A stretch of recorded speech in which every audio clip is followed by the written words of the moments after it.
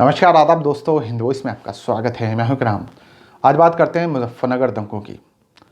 2013 में अगस्त के महीने में मुजफ्फरनगर दंगे हुए थे। इसकी शुरुआत हुई थी 27 अगस्त को। लेकिन आज मैं ये बात क्यों कर रहा हूँ, वो इसलिए कर रहा हूँ क्योंकि खतौली में उपचुनाव होने हैं एक सीट पर, जहाँ से हाल फिलहाल भारतीय जनता पार्टी के विधायक थे विक्रम सैनी। उनकी विधानसभा सदस्यता रद्द की गई है क्योंकि कोर्ट ने उन्हें 2 साल की सज़ा सुनाई थी। हालांकि उस जमानत उन्हें मिल चुकी है, क्योंकि 3 साल से अगर सज़ा कम होती है तो जमानत मिल जाती है। तो यहाँ पर लेकिन उनकी विधायकी चली गई। उसके विधायकी के चलते यहाँ पर जो है उपचुनाव होने हैं, तो सभी पार्टी अपना जोर आजमा रही हैं। लेकिन एक महिला जिसका नाम है सुरेश देवी, वो यहाँ पर निर्दलीय के रूप में चुनाव में उतरी हैं और उन्होंने कहा कि वो चुनाव लड़ेंगे और हाल में लड़ेंगे, क्योंकि उनकी बेटे की मौत पर भारतीय जनता पार्टी ने राजनीति की है। जितने वादे किए गए थे उनसे सब मुकर गई है, कुछ नहीं किया गया। कौन है सुरेश देवी? आप लोगों के मन में ये सवाल आ रहा होगा, तो मैं आपको बता दूं, ये सुरेश देवी वही हैं जिनके बेटे की हत्या 27 अगस्त को हुई थी, गौरव की, और उसके मामा के लड़के यानी कि सचिन, इन दोनों को भीड़ ने मार डाला था जब वहाँ पर शाहनवाज की हत्या हो गई थी। शाहनवाज की हत्या के बाद वहाँ पर भीड़ भड़की, भीड़ ने गौरव और सचिन को मार डाला। उसके बाद उनके नाम पर एक फर्जी वीडियो एक विधायक ने यूट्यूब पर डाल दी थी, जिसके बाद इस पूरे क्षेत्र में दंगे भड़क गए थे। खैर, वो विधायक का मसला अलग चल रहा है, कोर्ट उसे देख रही है। लेकिन हम बात करेंगे सुरेश देवी की। सुरेश देवी ने अपना बेटा खोया था और अब वो चाहती हैं कि जिस गांव से सारी शुरुआत हुई थी, यानी कि कवाल से, कवाल में गौरव और सचिन की हत्या हुई थी, उससे पहले शाहनवाज की हत्या हुई थी, तो वहाँ पर अब अमन चैन कायम रहे। सुरेश देवी का ये कहना है, क्योंकि अपने जवान बेटे को उस वक्त खोया था और आज भी वो हर दिन इस बात को याद कर कर रोती हैं कि ऐसा क्यों हुआ था।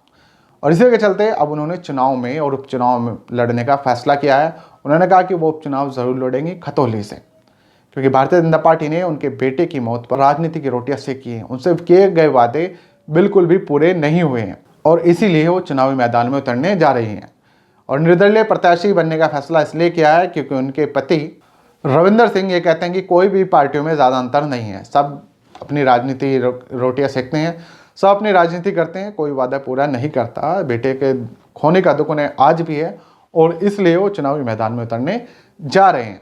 मैं आपको बता दूं कि 27 अगस्त को एक घटना हुई थी, उसके बाद इस पूरे इलाके में दंगे फैल गए थे, फौज को लगाया गया था। उस वक्त सरकार चल रही थी समाजवादी पार्टी की, अखिलेश यादव मुख्यमंत्री थे और केंद्र में सरकार चल रही थी यूपीए यानी कि कांग्रेस के गठबंधन की सरकार चल रही थी।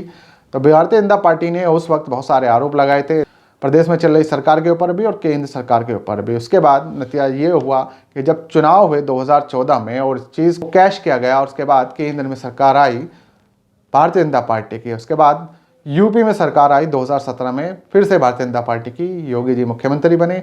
लेकिन लोगों का जो दर्द है वो आज भी जू का तू है।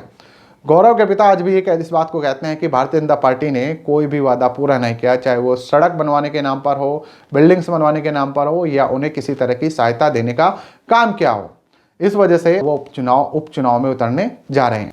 इस बारे में जब मुजफ्फरनगर के भाजपा जिला अध्यक्ष विजय शुक्ला से बात की गई तो उन्होंने कहा कि ऐसी कोई जानकारी उन्हें ठीक तरह से नहीं है, लेकिन गौरव के पिता के साथ भारतीय जनता पार्टी हमेशा खड़े रहे हैं। उनकी बरसी पर, गौरव की बरसी पर भारतीय जनता पार्टी के नेता उनके घर जाते हैं और फिलहाल जो लड़ाई चल रही है वो हिंदुत्व की लड़ रही है, क्योंकि विक्रम सैनी जो खतौली से विधायक रहे हैं, अब सदस्यता जिनकी रद्द हो गई है, उन्होंने हिंदुत्व की लड़ाई लड़ी है, इसलिए उन्हें सज़ा मिली है।